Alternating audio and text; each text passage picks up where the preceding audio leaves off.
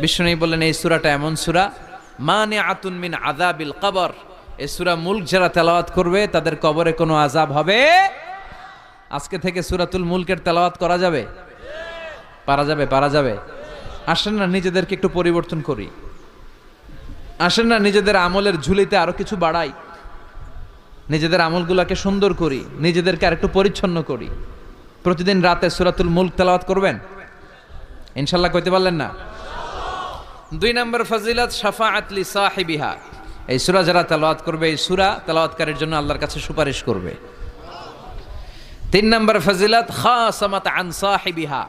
এই সূরাটা কিয়ামতের দিন এই সূরার তেলাওয়াতকারীর পক্ষে আল্লাহর সাথে তর্ক করবে, ডিবেট করবে। কতক্ষণ? হাত্তা আদখালাহুল্লাহুল জান্নাহ, যতক্ষণ না আল্লাহ তাআলা এই লোকটাকে জান্নাতি বলে ঘোষণা না দেয়। আল্লাহ যতক্ষণ অ্যানাউন্স করবে he is from paradise, he will enter